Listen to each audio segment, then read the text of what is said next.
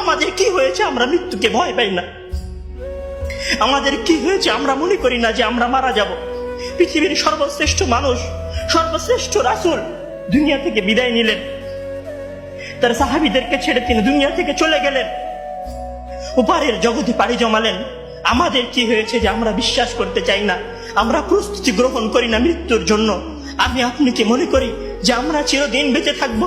আমি আপনি কি মনে করি যে আমার গ্যারান্টি রয়েছে আমি সালাত আদায় করে আমার রুমে ফিরে যাব?